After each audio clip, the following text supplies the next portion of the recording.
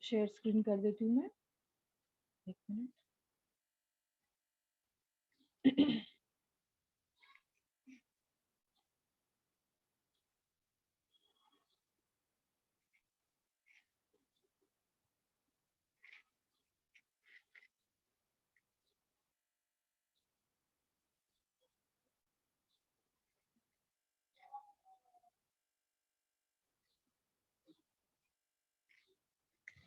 बच्चों, सभी का स्वागत है बृहन मुंबई महानगर पालिका शिक्षण विभाग की ऑनलाइन कार्यशाला में।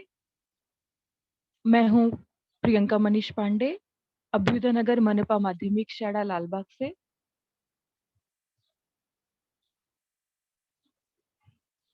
तो ये कक्षा 10वीं गणित भाग 2 में जो हमारा प्रश्न पत्र है बच्चों, उस प्रश्न पत्र का जो प्रश्न क्रमांक 1 है, उसका उप प्रश्न बी जो है, उसके बारे में हम आज चर्चा करने वाले हैं। तो ये प्रश्न पत्र का प्रारूप है बच्चों। तो इस तरीके से बच्चों आपको प्रश्न 1, 2, 3, 4 और 5 होते हैं।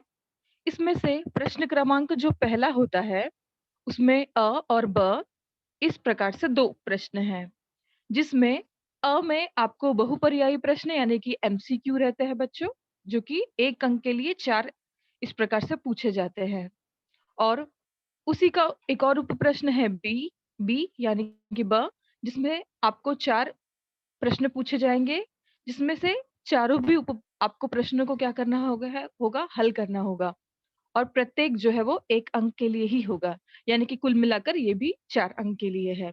तो आज इसी पर बच्चों हम लोग थोड़ी चर्चा करने वाले हैं।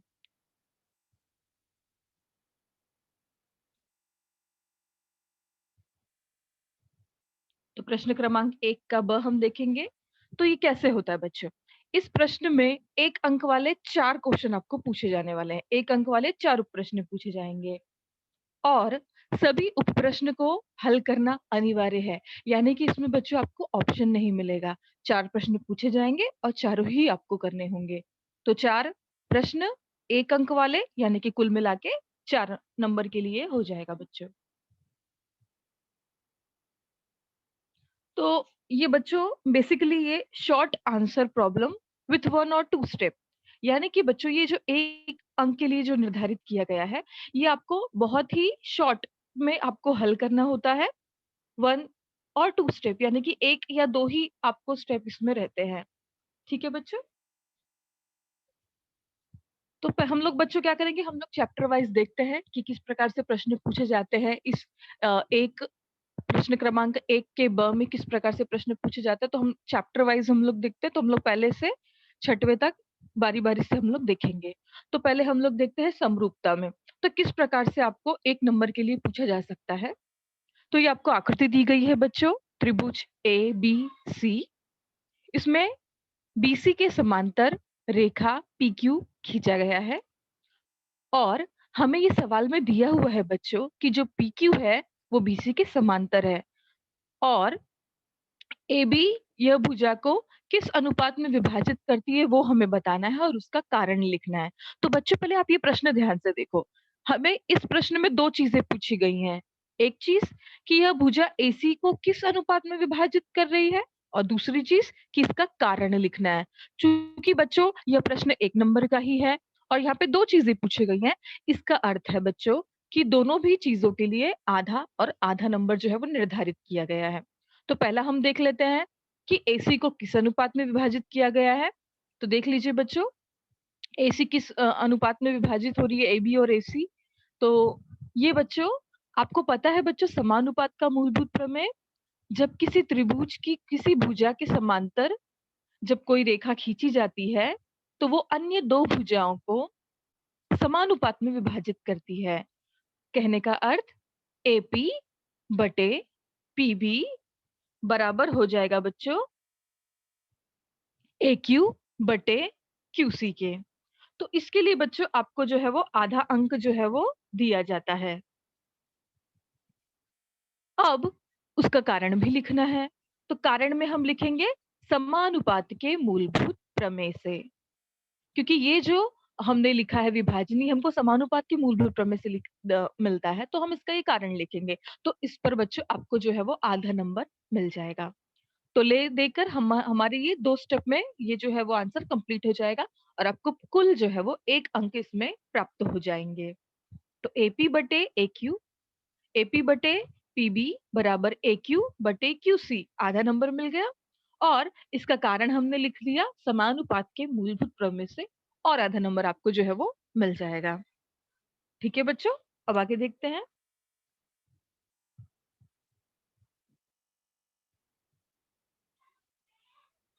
समरूपता, इसी चैप्टर का और एक प्रश्न बच्चों, संलग्न आकृति में दिए गए त्रिभुज समरूप हैं क्या? ये पहली चीज हो गई। अगर हैं तो कौन सी कसौटी के अनुसार, ये आपको बताना है। यानी कि यहाँ पे दो दो चीजें हैं बच्चों, जैसे हमने पहले प्रश्न में देखा था, यहाँ पर भी वैसे ही दो चीजें हैं। पहली चीज कि क्या ये समरूप हैं, हमें बताना है। और दूसरी चीज, अगर हैं तो कौन सी कसौटी से। तो फिर बच्चों, जैसा कि आपको पता है, आपको अपने त्रिभुज की समरूप होने की जो कसौटियां चारों पड़ी हैं, तो इसमें से बच्चों हम देखेंगे कि कौन सी कसौटी यहाँ पर हम जो है वो इस पर लागू कर सकते हैं। तो बच्चों यहाँ पर हमको भुजाओं का मान ही दिया है, हमको कोण का मान नहीं दिया है। तो हम क्या करेंगे बच्चों, भुजाओं का, संगत भुजाओं का अनुपात देखेंगे कि क्या ये आपस में बराबर है या नहीं। तो त्रिभुज पी क्यू आर तथा एल एम एन में हम एक बार देख लेते हैं सभी भुजाओं का अनुपात कैसा है। पी क्यू बटे एल एम 6/3, जिसका आंसर 2/1 आ गया, ये कथन एक हो गया।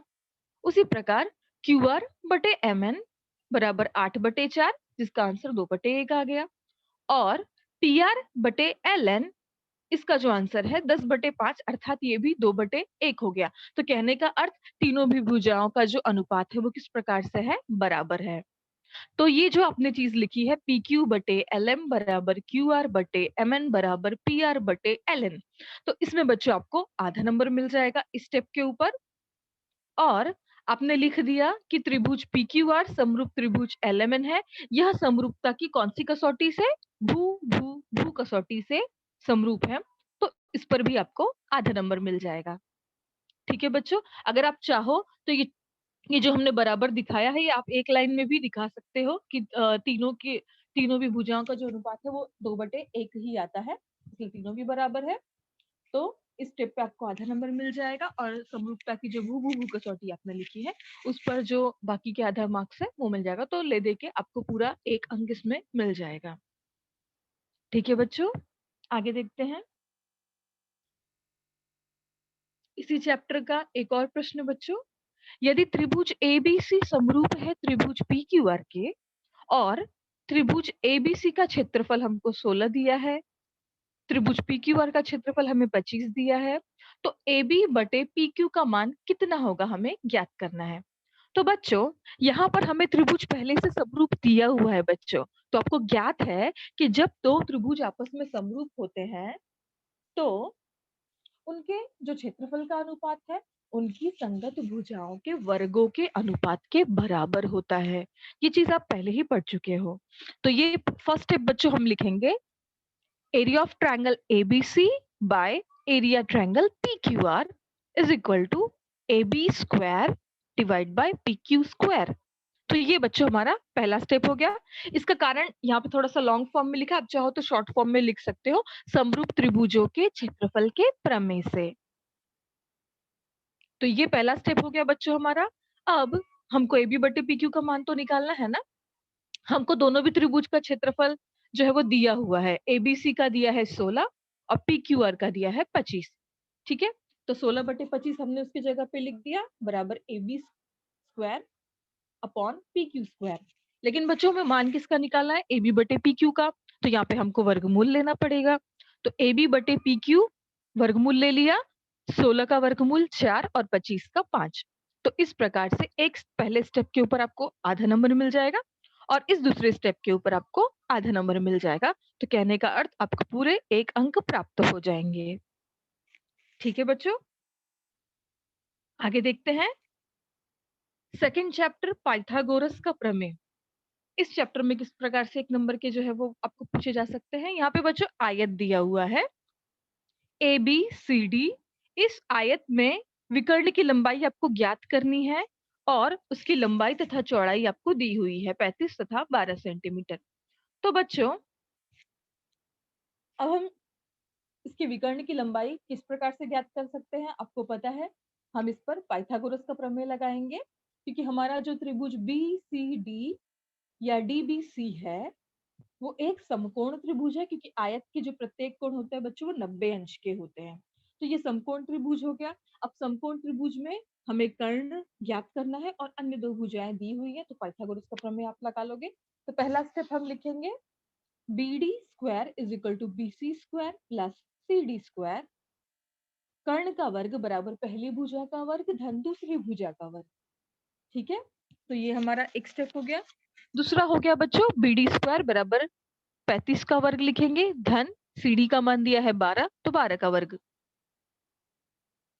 तो बच्चों यहाँ पे हम लिखेंगे BD स्क्वायर, अच्छा माफ कीजिएगा बच्चों, यहाँ पे बाय मिस्टेक यहाँ पे AC लिखा हुआ है, यहाँ पे BD आएगा। ओके, तो BD का स्क्वायर हो जाएगा बच्चों 144 धन 1225, दोनों को जोड़ दिया 1369 मिल गया, और उसका हम वर्गमूल निकालेंगे तो हमें मिलेगा 37 सेंटीमीटर। तो आयत के विकर्ण की लंबाई कितनी हो जाएगी बच्चों, 37 सेंटीमीटर। ठीक है बच्चों, तो पहला मेन स्टेप हो जाएगा हमारा, जो पाइथागोरस का हमने प्रमेय लगाया है, BD square is equal to BC square plus CD square, ये हमारा पहला मेन स्टेप हो जाएगा। और जब आपने मान पुटअप करके जो वर्गमूल लिया है और आंसर आपका आ गया है, इस स्टेप के ऊपर भी आपको मिल जाएगा आधा नंबर। तो यहाँ पर ये आधा अंक आपको मिल जाएगा, जो आपने दोनों मान पुटअप किया हुआ है, यहाँ पर वर्गमूल निकाल लिया है, उस पर आधा अंक मिल गया, और जो फाइनल आंसर निकाल लिए है उस पे हाफ मार्क्स। तो इस प्रकार से आपका ये सवाल 1 मार्क्स के लिए हो जाएगा और आप पूरे 1 नंबर जो है इसमें इस तरीके से मिल जाएंगे।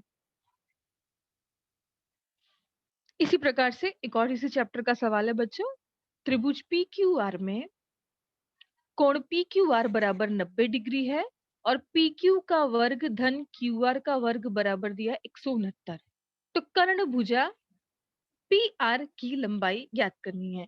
ये बिल्कुल सिंपल है बच्चों, यहाँ पर सेम हमको पाइथागोरस का प्रमेय लगाना है। दो भुजाओं का मान दिया हुआ है, कर्ण का मान निकालना है, लेकिन दो भुजाओं का अलग अलग मान नहीं दिया बच्चों, तो यहाँ पे ध्यान देना है आपको। आपको ये साथ में इसका योगफल दिया हुआ है। तो पहला स्टेप हमारा क्या हो जाएगा, हमें प्रमेय लिखना है। हमारा पाइथागोरस के प्रमेय से हमें क्या मिलता है, PR का स्क्वायर कर्ण का वर्ग बराबर पहली भुजा का वर्ग धन दूसरी भुजा का वर्ग, तो PQ का स्क्वायर धन QR का स्क्वायर। तो इस पर आपको आधा अंक मिल गया, पहली चीज। और इसका बच्चों साथ में आपको मान दिया हुआ है, अलग अलग नहीं दिया हुआ है, साथ में ऑलरेडी आपको यहाँ पे दिया हुआ है 169, वो हम लिख लेंगे। उसके बाद आप वर्गमूल ले लोगे तो PR का मान कितना मिल जाएगा, 13। तो ये फाइनल जो आपका आंसर निकल गया, इस पर बाकी का आधा अंक निर्धारित हो जाएगा। तो इस प्रकार से आपको कुल 1 अंक जो है वो प्राप्त हो जाएंगे। तो PR की लंबाई कितनी हो जाएगी, 13 इकाई। ठीक है बच्चों, तो यहाँ पे क्या होता है बच्चों, हाँ यहाँ पे आपको शायद दिख रहा होगा कि टीचर ये तो 4-5 स्टेप का, आपने तो कहा था 2 ही स्टेप का होता है, पर बच्चों ये तो बेसिक चीज है, इस पर नंबर नहीं रहता है, लेकिन आपका जो मेन स्टेप है ये यही है। तो इस पर जो है वो आधा अंक जो है वो निर्धारित किया गया है। और ये फाइनल आंसर आप हम तो लिखते ही है ना बच्चों, PR की लंबाई 13 इकाई है, तो ये आपका जो है वो कंप्लीट एक अच्छा फॉर्मेट में जो है वो बिल्कुल आपका वो दिखाई देता है। बाकी जो आधा आधा अंक है, ये जो मेन स्टेप है आपका, इसी पर ही रहता है। एक और सवाल बच्चों, ज्यामिति माध्य का प्रमेय यहाँ पर लिया हुआ है। तो बच्चों आप देख रहे हो आकृति PQR स्क्रीन पर। इस PQR में बच्चों आप देख सकते हो जो QN है ये लंब डाला गया है PR के ऊपर, चूंकि ये भी समकोण त्रिभुज है। तो इस प्रकार से बच्चों हम यहाँ पर ज्यामिति माध्य का प्रमेय लगा सकते हैं। हमें QN की लंबाई ज्ञात करनी है, PN का मान 9 और NR का मान जो है वो 16 दिया हुआ है।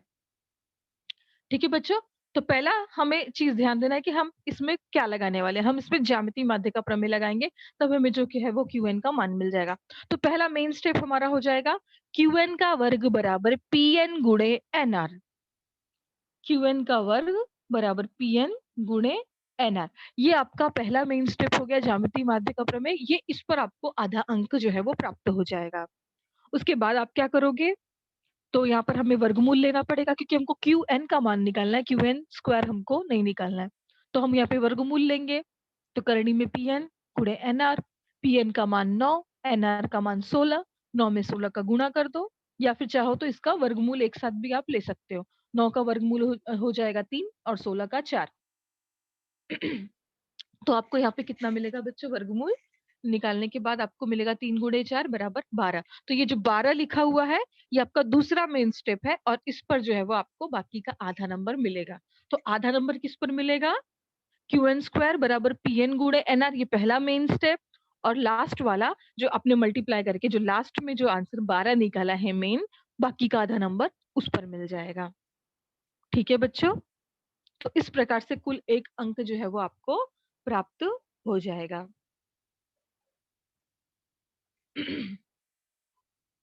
आगे देखते हैं बच्चों, इसी चैप्टर का और एक सवाल। समकोण त्रिभुज में समकोण बनाने वाली भुजाएं क्रमशः 9 सेंटीमीटर और 12 सेंटीमीटर हो, तो उस त्रिभुज का कर्ण ज्ञात कीजिए। तो यहाँ पर बच्चों आपको एक समकोण त्रिभुज PQR दिया हुआ है। यहाँ पे हम लोग बच्चों, यहाँ पे आपको नाम नहीं दिया हुआ है, यहाँ पे हमने एक नाम एज्यूम कर लिया है यहाँ पर कि कोई समकोण त्रिभुज मान लीजिए कोई PQR है, तो उसमें कोण Q का मान जो है वो 90 डिग्री है। तो यहाँ पर समकोण बनाने वाली भुजाएं 9 और 12 दिया हुआ है, तो PQ हम 9 मान लेते हैं, QR हम 12 मान लेते हैं। देखो बच्चों, कर्ण का मान नहीं दिया हुआ है, बाकी जो अन्य दो भुजाएं हैं उनका मान दिया हुआ है, और निकालना क्या है हमें? कर्ण का जो है वो मान ज्ञात करना है। तो पहले हमने यहाँ पर एक त्रिभुज मान लिया कि PQR में कोण Q बराबर 90 डिग्री। तो PR का वर्ग यानी कि कर्ण का वर्ग बराबर पहली भुजा का वर्ग धन दूसरी भुजा का वर्ग। तो कर्ण क्या है? PR। तो PR का वर्ग बराबर PQ का वर्ग धन QR का वर्ग। ये हो जाएगा बच्चों पाइथागोरस के प्रमेय के अनुसार। तो ये आपका आधा नंबर यहाँ पर आपको मिल जाएगा। अब क्या करेंगे? जो मान दिया है वो हम पुटअप करेंगे। PQ का मान 9, QR का मान 12, दोनों का वर्ग कर लेंगे। 9 का वर्ग 81, 12 का 144, तो PR का वर्ग हो जाएगा 225। अब 225 PR स्क्वायर है, तो यहाँ पे हमें वर्गमूल लेना पड़ेगा, यानी कि PR बराबर हो जाएगा 15। तो बाकी का जो आधा नंबर है PR बराबर 15, इस पर जो है वो आपको मिल जाएगा फाइनल आंसर। इसलिए त्रिभुज का जो कर्ण है वो 15 सेंटीमीटर हो जाएगा बच्चों। समझ में आया? तो जो पाइथागोरस का जो प्रमेय हमने लिखा है ऊपर पहला स्टेप, उस पर आधा नंबर, और जो लास्ट में फाइनल आंसर PR बराबर 15 निकाला है, उस पर जो है वो आपका आधा नंबर निर्धारित हो जाएगा। ठीक है बच्चों, आगे देख लेते हैं।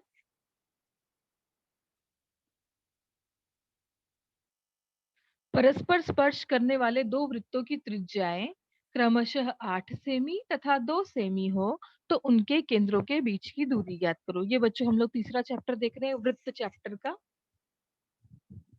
परस्पर स्पर्श करने वाले दो वृत्त बच्चों, इसमें आपको अगर याद होगा तो इसमें हम दो तरीके से हम स्पर्श वृत्त के बारे में हम पढ़ते हैं। एक होता है बच्चों जब दो वृत्त बाह्य स्पर्श कर रहे हो, और जब दो वृत्त अंतः स्पर्श कर रहे हो। आपको ध्यान में है बच्चों कि जब दो वृत्त बच्चों बाह्य स्पर्श करते हैं, तो हम दोनों वृत्तों की त्रिज्याओं को जोड़ देते हैं, जिससे हमें केंद्रों के बीच की दूरी निकल जाती है। और अगर अंतःस्पर्शी हो तो बड़ी त्रिज्या में से छोटी वाली त्रिज्या को जो है वो हम लोग घटा देते हैं, तो हमें क्या मिल जाता है? दोनों केंद्रों के बीच की दूरी मिल जाती है।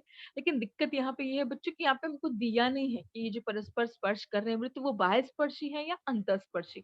तो हमें क्या करना पड़ेगा? हमें दोनों भी तरीके से दिखाना पड़ेगा। दोनों वृत्त परस्पर स्पर्श करते हैं, यदि दोनों वृत्त परस्पर बाह्य स्पर्श करते हैं तो उनके केंद्रों के बीच की दूरी 8 धन 2 बराबर 10 सेंटीमीटर हो जाएगी। ये यहाँ पर आधा नंबर मिल गया। यदि दोनों वृत्त अंतः स्पर्श करते हो तो उनके केंद्रों के बीच की दूरी 8 माइनस 2 यानी कि 6 सेंटीमीटर मिल जाएगी। बाकी का आधा नंबर आपको यहाँ पर मिल जाएगा। ठीक है बच्चों, चूंकि यहाँ पर दिया नहीं है इसलिए हमें दोनों तरीके से इसे करके बताना होगा। और एक सवाल देख लेते हैं।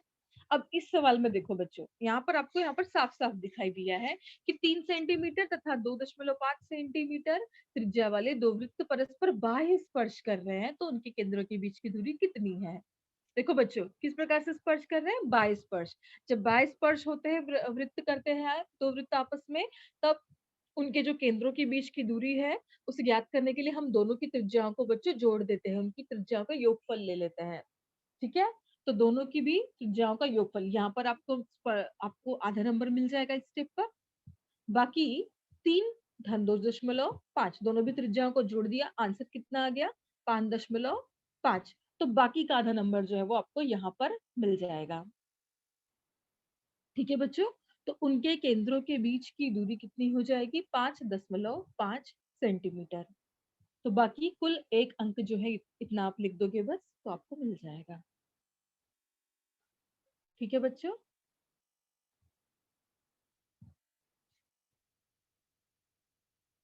ये और एक सवाल है बच्चों। यहाँ पर आपको वृत्त दिया हुआ है, इस वृत्त में दो स्पर्श रेखाएं हैं, पी क्यू और पी आर। वृत्त के बाएं बिंदु से पी से ओ केंद्र वाले वृत्त पर खींचे गए रेखाखंड है। क्यू तथा आर स्पर्श रेखाखंड के स्पर्श बिंदु है। यदि पी क्यू बराबर 5 सेंटीमीटर है तो पी आर की लंबाई कितनी होगी और क्यों? दो चीजें पूछ रही बच्चों यहाँ पर, पी आर की लंबाई कितनी होगी और उतनी जो भी आंसर आएगा वो क्यों उस प्रकार से होगी, इसके पीछे कारण क्या है वो बताना है। तो बच्चों, पी क्यू और पी आर, बच्चों आपने चूंकि पढ़ा है बच्चों, वृत्त के बाएं भाग में किसी बिंदु से खींचे गए रेखाखंडों की लंबाइयां समान होती है बच्चों, ये आप ऑलरेडी पढ़ चुके हो बच्चों।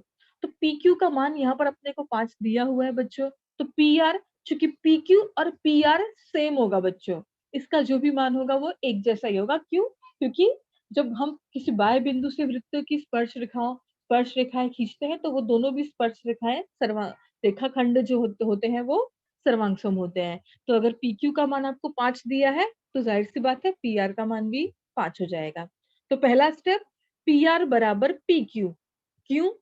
स्पर्श रेखाखंड के प्रमेय से आधा नंबर मिल गया, इसलिए पी आर बराबर 5 सेंटीमीटर, बाकी का आधा नंबर मिल गया। तो कुल मिलाकर के आपको जो है वो एक अंक पूरे मिल जाएंगे इस चैप्टर इस सवाल में। ठीक है बच्चों, अब बात कर लेते हैं बच्चों हम लोग भूमितीय रचनाओं की, चौथा चैप्टर। इस चैप्टर में किस प्रकार से एक नंबर का आ सकता है बच्चों? पहला सवाल, रेख ए बी खींचना है जिसकी लंबाई 4.2 सेंटीमीटर हो और रेख ए बी को लंब समद्विभाजक खींचना है। ठीक है बच्चों, चलो खींच लेते हैं। यहाँ पे रेख ए बी खींच लिया है जिसकी लंबाई 4.2 सेंटीमीटर है, तो 4.2 सेंटीमीटर का हमने यहाँ पर रेख ए बी खींच लिया है। अब उसे लंब समद्विभाजित करना है, तो आपको पता है हम किस प्रकार से करते हैं। तो लंब समद्विभाजक खींच लिया है, तो यहाँ पर किस प्रकार से नंबर मिलेगा बच्चों?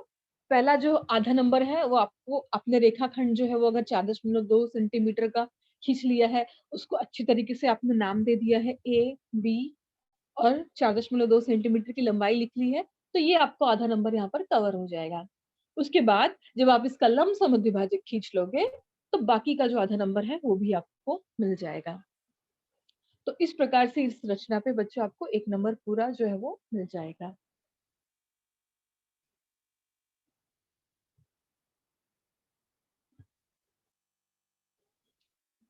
इसी का और एक सवाल ले लेते हैं बच्चों हम लोग। कोण को समद्विभाजित करना है, कोण एबीसी दिया हुआ है 115 डिग्री का, उसे खींचकर हमें समद्विभाजित करना है। तो यहाँ पर एबीसी ये कोण मैंने खींच लिया है बच्चों, जिसका माप 115 डिग्री है। तो यहाँ पर आपको क्या हो जाएगा, आधा मार्क्स जो है वो मिल जाएगा। उसके बाद अब हमें इसे क्या करना है, समद्विभाजित करना। आपको पता है किस तरीके से समद्विभाजित करते हैं, तो हमने वो समद्विभाजित भी कर लिया, तो बाकी का जो हाफ मार्क्स है आपने समद्विभाजित कर लिया और आपको मिल जाएगा। तो इस प्रकार से कुल एक अंक जो है वो आपको प्राप्त हो जाएंगे।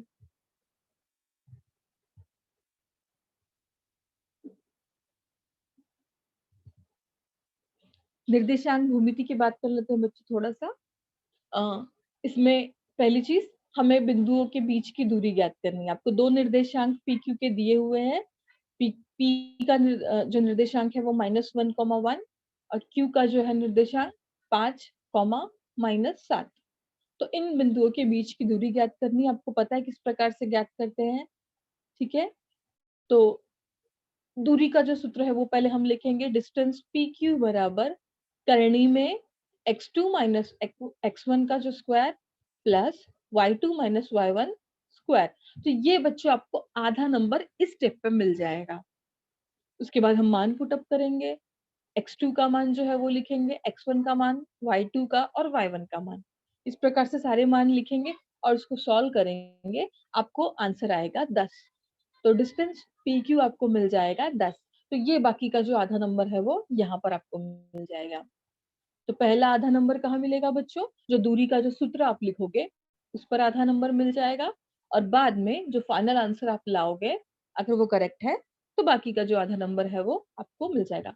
तो इस प्रकार से कुल 1 अंक जो है वो आपको प्राप्त हो जाएंगे। ठीक है बच्चों,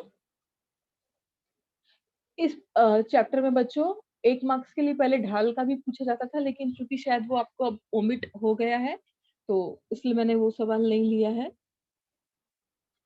त्रिकोणमिति का देख लेते हैं बच्चों। यहाँ पर आपको आकृति दी गई है पी क्यू आर। इस पी क्यू आर में बच्चों त्रिभुज में आपको कोण क्यू दिया है 90 डिग्री का, और पी क्यू का मान दिया है 6, पी आर का मान दिया है 12, और क्यू आर का जो मान है वो आपको ज्ञात करना है।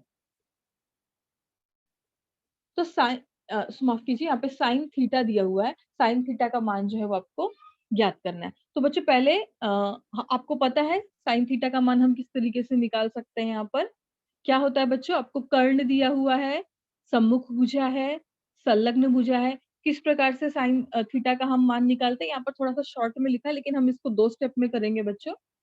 किस प्रकार से करेंगे? साइन थीटा का मान क्या होता है बच्चों? सम्मुख भुजा बटे कर्ण। करेक्ट। तो पहले आपको क्या लिखना है? सम्मुख भुजा बटे कर्ण। तो साइन थीटा बराबर सम्मुख भुजा बटे कर्ण। सम्मुख भुजा क्या है थीटा की? जरा देखिए, थीटा की सम्मुख भुजा क्या है? P Q. पी क्यू बटे कर्ण क्या है बच्चों आपका? P R. तो पहले हम लिखेंगे पी क्यू बटे पी आर। तो ये आपको यहाँ पर पहले आधा नंबर मिल जाएगा। उसके बाद हम उसका मान रखेंगे। क्या रखेंगे? पी क्यू का मान 6 और पी आर का मान 12, यानी कि 6/12। आप इसको शॉर्ट करोगे तो आपको 1/2 मिल जाएगा। यानी कि पहला स्टेप हमने क्या लिखा? सम्मुख भुजा बटे कर्ण, यानी कि पी क्यू बटे पी आर। यहाँ पर आपको पहले आधा नंबर जो है वो मिल जाएगा। उसके बाद आपने उसे शॉर्ट किया, उसे कैंसिल किया, तो आंसर क्या मिला? 1/2। मान पुट अप कर लिया और आंसर 1/2 निकाल लिया। तो ये जो 1/2 आया है उस पे आपको जो है वो बाकी का आधा नंबर जो है वो आपको मिल जाएगा। तो इस प्रकार से बच्चों जो आपको है वो पूरा जो 1 अंक जो है वो प्राप्त हो जाएगा। तो इस प्रकार से आप कर सकते हो बच्चों। एक और सवाल इसी का देख लेते हैं बच्चों। cos 30 तथा tan 45 का मान ज्ञात करो। यहाँ पर 2 चीजें पूछ रही हैं बच्चों। cos 30 का भी मान पूछ रहा है और tan 45 का जो मान है वो भी पूछ रहा है। ठीक है, तो हमको पता है cos 30 का मान होता है करनी में 3/2, और tan 45 का जो मान होता है वो होता है 1। तो आधा नंबर आपको किस पे मिलेगा?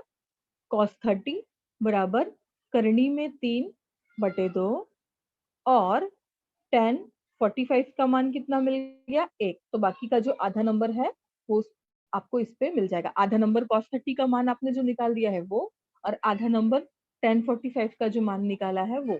तो कुल मिला के आपको 1 नंबर मिल जाएगा। तो बच्चों इस प्रकार से ये वाला जो चैप्टर है इसमें अलग अलग मान भी बाकी सारे पूछ सकते हैं। cos 30 है तो आपको इसके जगह पे और कोई दूसरा भी मान पूछ सकता है, sin 30 का मान पूछ सकता है, कोसेक का मान पूछ सकता है, या फिर हो सकता है बच्चों अगर आपको tan 45 का मान दिया है तो आपको cot 45 का पूछे। तो इस प्रकार से बच्चों छोटे छोटे जो ये चैप्टर में जो सवाल है वो आपको पूछे जा सकते हैं 1 मार्क्स के लिए। ठीक है बच्चों, तो स्टेप वाइज आप इसको करोगे और 2 मेन जो आपका स्टेप होगा उस पर आधा आधा नंबर यानी कि कुल 1 नंबर जो है वो निर्धारित किया गया है।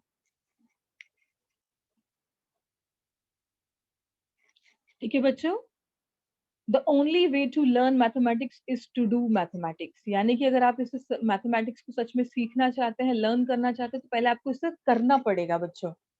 तो आपका यही होमवर्क है, जितने भी सवाल मैंने बताए इसको आप सेल्फ करोगे। जितने भी सवाल बताए हैं एक बार थोड़ा सा मैं रिवीजन ले लेती हूँ, क्योंकि हमारे पास अभी टाइम है।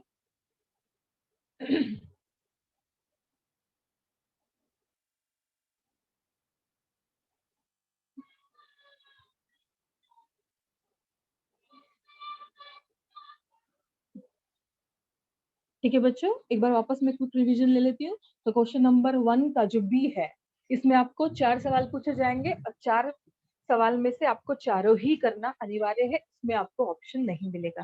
और चारों जो भी है वो 1 नंबर के लिए पूछे जाएंगे।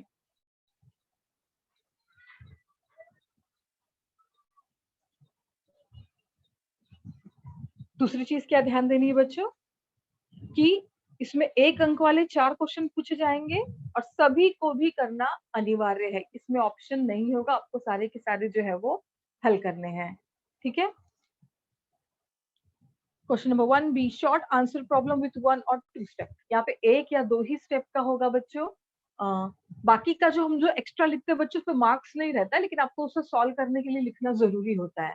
ठीक है, तो हमारे जो मेन 2 स्टेप होंगे उसी पे आधा आधा जो नंबर है वो आपको मिलेगा, और बाकी का जो है वो टोटल 1 नंबर जो है वो आपको मिल जाएगा। तो ज्यादा ये बड़े इसमें सवाल नहीं आते हैं बच्चों, सिर्फ शॉर्ट में ही जो आंसर रहेगा वही आपको पूछा जाएगा।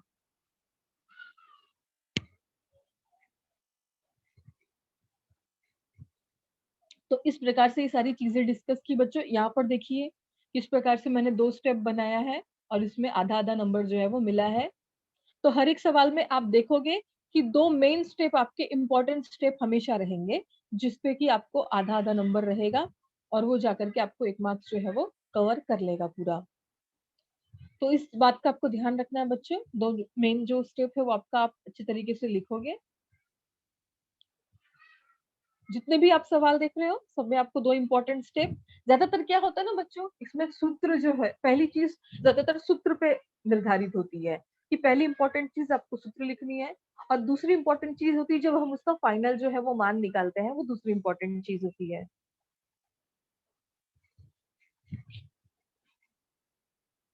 तो इस प्रकार से सूत्र लिख दिया आधा नंबर, और जो फाइनल आंसर निकाला आधा नंबर। तो जितने भी सवाल मैंने अभी आपको दिखाए बच्चों, आपने यही नोटिस किया होगा कि जो मेन पहला जो हम लिखते हैं वो सूत्र वही आधा नंबर का होता है, और जो मान होता है लास्ट का वही आधा नंबर कवर करता है।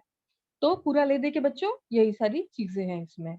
यहाँ पर भी देखो ज्यामितीय माध्य का प्रमेय लिखा है, सूत्र आधा नंबर मिल गया, आंसर निकाल दिया आधा नंबर मिल गया। सेम यही सवाल है, पाइथागोरस प्रमेय सूत्र लिख दिया है, आधा नंबर मिल गया, फाइनल आंसर निकाल दिया है, आधा नंबर मिल गया।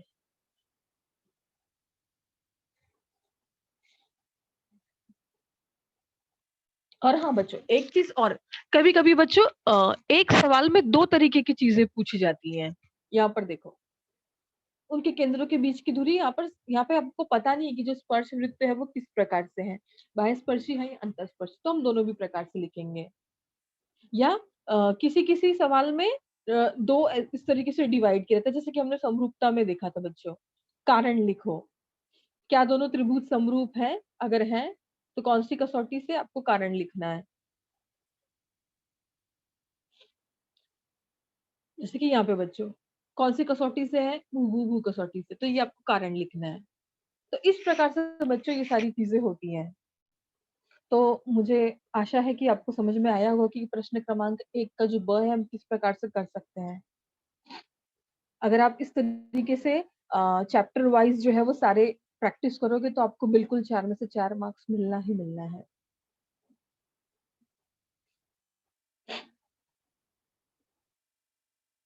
तो सारे सवाल जितने बच्चों मैंने बताया उस तरीके के सारे सवाल आप अपने जो पाठ्य पुस्तक में है आपकी, उसको आप हल करोगे तो आपको बहुत अच्छी तरीके से जो है वो आ जाएंगे।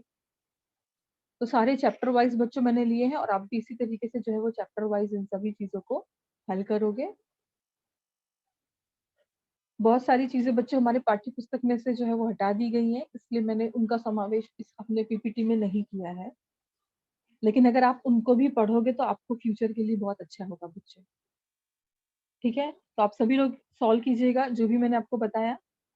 अब आपको कुछ पूछना है तो आप मुझे पूछ सकते हो बच्चों।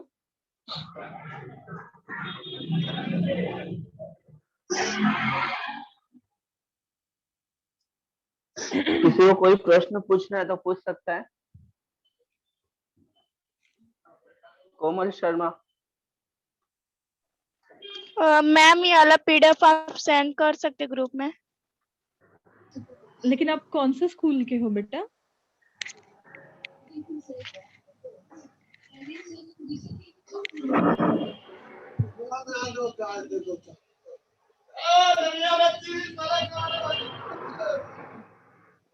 Hello sir.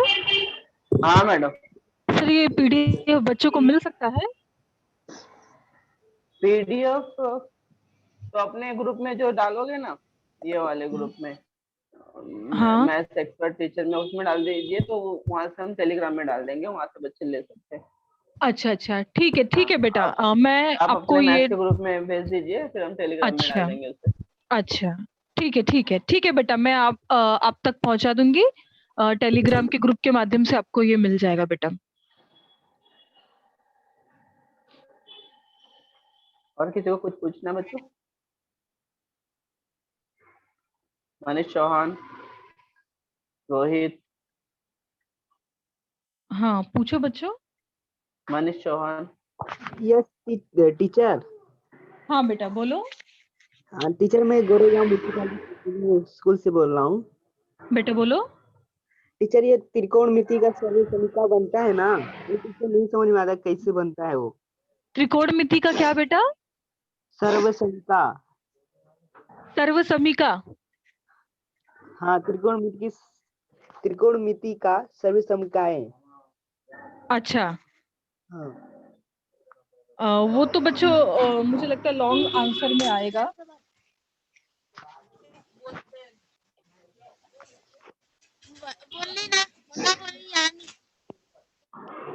अच्छा हाँ, अच्छा सब सर्वसमिका पूछ रहे हो ना?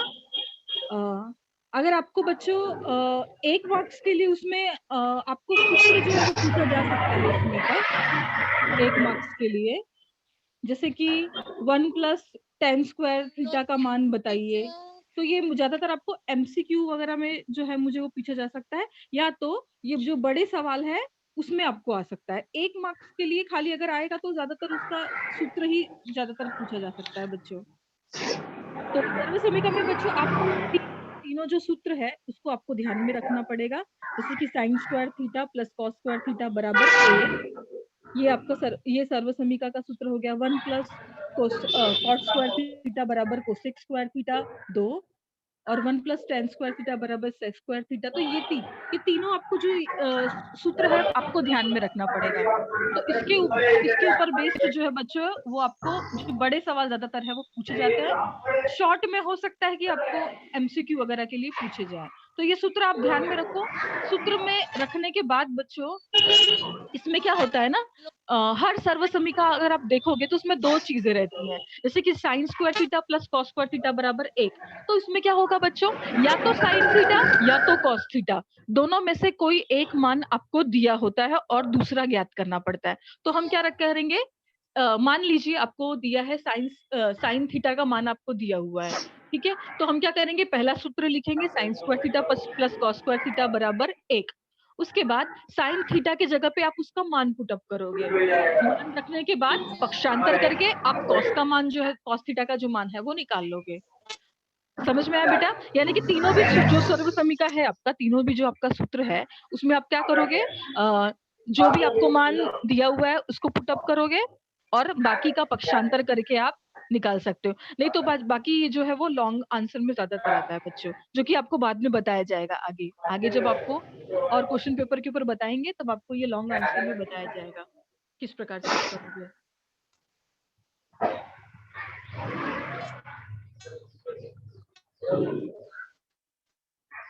और क्या पूछना है बच्चों किसी को?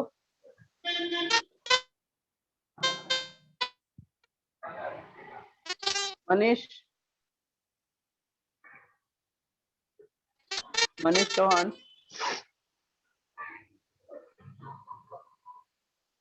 पूछो मनीष। ओके,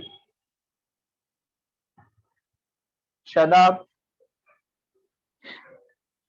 शदाब, रोहित, पूछना है कुछ? No sir, thank you. ठीक है, तो बच्चों किसी को कुछ पूछना है तो पूछ सकता है, नहीं तो फिर यही लेक्चर यहाँ पे हम खत्म करते हैं। किसी को पूछना है तो पूछ सकता है अभी भी। बच्चे पूछो अगर किसी को कुछ पूछना हो तो।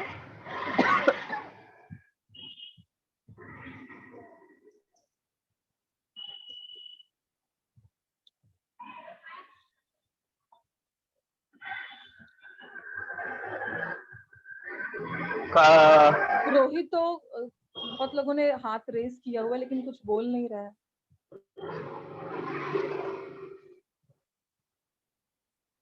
ओके, रोहित ने किया था, फिर उन्होंने फिर से अनम्यूट कर दिया। अच्छा ठीक है मैडम, आप सेशन लीव कर दीजिए। अच्छा अच्छा ठीक है सर, थैंक यू। हाँ।